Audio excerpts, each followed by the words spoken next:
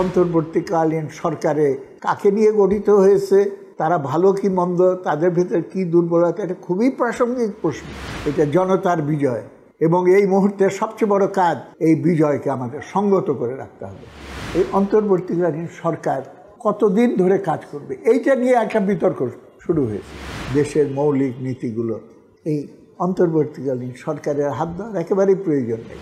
এ কথা ঠিক যে অন্তর্বর্তীকালীন সরকারের ভেতরে একটা বড় অংশ হলো এনজিওর সঙ্গে সংশ্লিষ্ট, এবং এই এনজিও সম্পর্কে সাধারণভাবে সবাই জানে। তারা সুন্দর সুন্দর কথা বলে ঠিকই, কিন্তু তারা হলো সাম্রাজ্যবাদের একটা ফিফথ ব্রিগেড। রাজনীতি চাই না, রাজনীতির বাইরের শক্তি দিয়ে দেশ শাসন করতে হবে।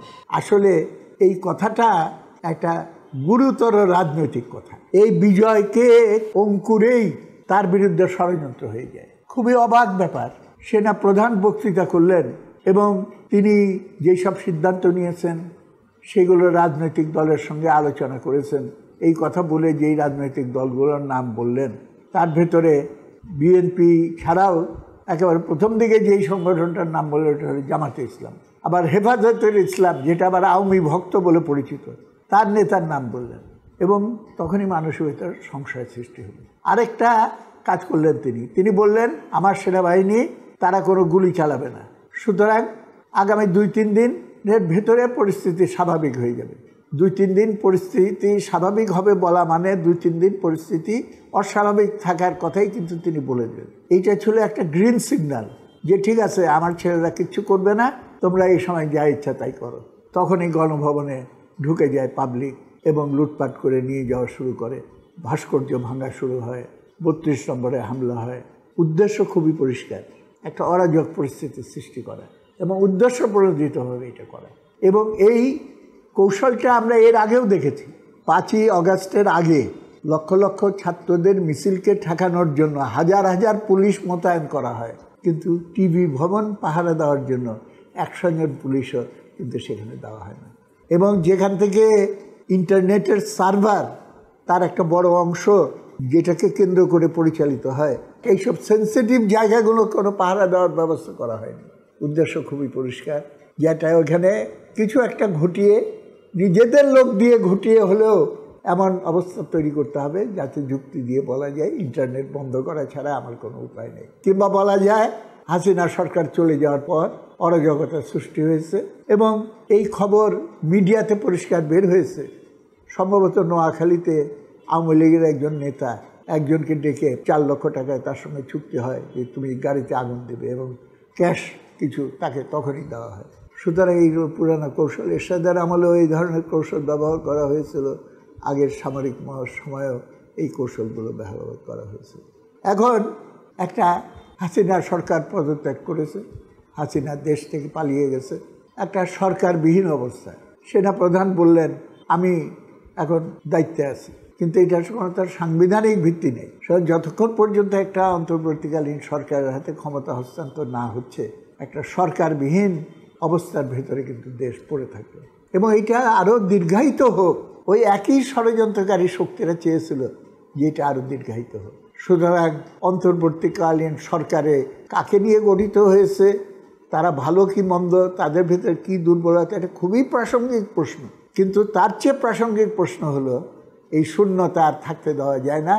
যাকে নিয়েই হোক একটা অন্তর্বর্তীকালীন সরকার এইখানে গঠন করতে হবে, এবং সেইভাবে কোন মহলের সঙ্গে কতটা আলোচনা করে কি হয়েছে সেটা আমি বলতে পারবো না, কিন্তু প্রফেসর ইউনূসের নেতৃত্বে 17 জন শেষ পর্যন্ত তাদেরকে নিয়ে উপদেষ্টা করে একটা অন্তর্বর্তী সরকারের উপদেষ্টা মণ্ডলী গঠন করা হয়েছে। এই পরিপ্রেক্ষিতে আমি প্রথমেই যেটা বলবো, কোনো দ্বিধা দ্বন্দ্ব না দেখেই বলবো, সমস্ত ঘটনাবলীকে আমি মূল্যায়ন করতে চাই। জনতার শক্তির, বিশেষ করে ছাত্র সমাজ এবং আম জনতা সম্মিলিতভাবে যে গণ অভ্যুত্থান সৃষ্টি করেছে, সমস্ত ঘটনাবলী হলো সেই সংগ্রামের বিজয়। এটা জনতার বিজয়, এবং এই মুহূর্তে সবচেয়ে বড় কাজ হলো এই বিজয়কে আমাদের সংগত করে রাখতে হবে।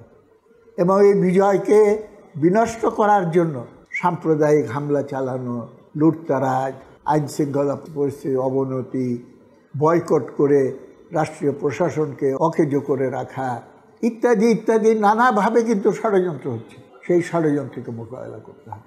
আমাদের এই সংগ্রামী ছাত্র সমাজ তাদের দায়িত্ববোধের পরিচয় দিয়েছে। আমাদের পাশের দেশ থেকে খুবই দুর্ভাগ্যজনক যে তারা বেমালুম একটা মিথ্যাচার প্রচার করে যাচ্ছে যে বাংলাদেশে একটা জঙ্গলের রাজত্ব চলছে।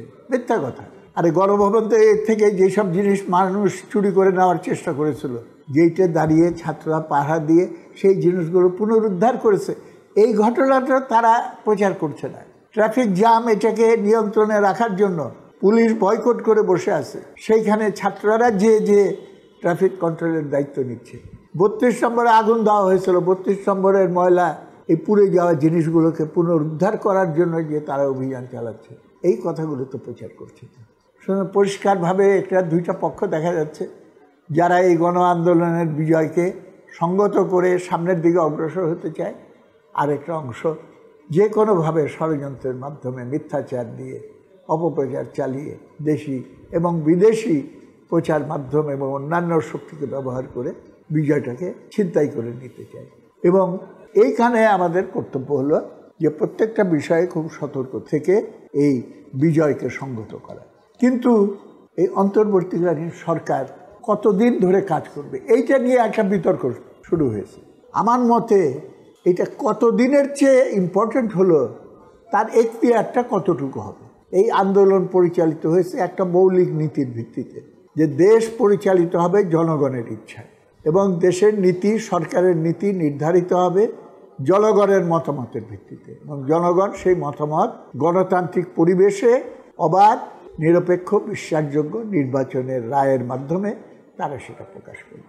সুতরাং এই অন্তর্বর্তীকালীন সরকারের কাজের প্রধান দিক হলো বিজয়কে সংগত করা, এবং তারপরেই সেকেন্ড প্রধান গুরুত্বপূর্ণ কাজ হলো যত দ্রুত সম্ভব, সেটা কয় মাসে করতে পারবে সেটা আমি বলতে পারবো না, কিন্তু এখতিয়ারটা বলে দিতে পারবো যে এই বিষয়গুলো নিশ্চিত করা, যাতে করে একটা অবাধ নিরপেক্ষ নির্বাচনের জন্য প্রয়োজনীয় কাঠামোগুলো তৈরি করা হয়, ব্যবস্থাগুলো গ্রহণ করা হয়, এবং সেই নির্বাচনে যে সরকার গঠিত হবে তার কাছে ক্ষমতা হস্তান্তর করে দেওয়া, এবং জনগণের সেই নির্বাচিত এবং তার কাছে জবাবদিহি দেওয়ার জন্য বাধ্য যে সরকার, দেশের মৌলিক নীতিগুলো এই অন্তর্বর্তীকালীন সরকারের হাত দেওয়ার একেবারেই প্রয়োজন নেই।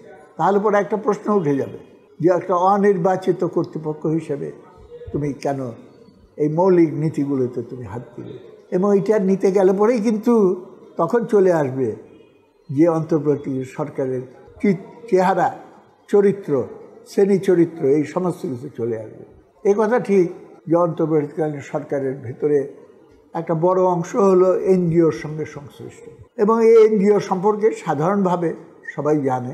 তারা সুন্দর সুন্দর কথা বলে ঠিকই, কিন্তু তারা হলো সাম্রাজ্যবাদের একটা ফিফথ ব্রিগেড, এবং তারা তাদের অন্যান্য উদ্দেশ্যের সঙ্গে একটা বড় উদ্দেশ্য হলো রাজনীতিকীকরণ।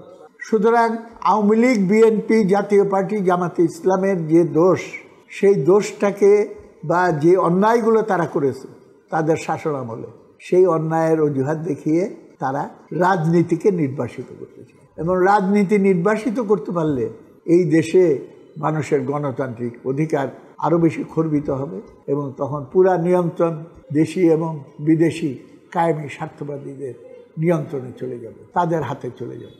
এইটাই হলো রাজনীতিকরণের প্রকৃত উদ্দেশ্য। রাজনীতি চাই না, রাজনীতির বাইরের শক্তি দিয়ে দেশ শাসন করতে হবে।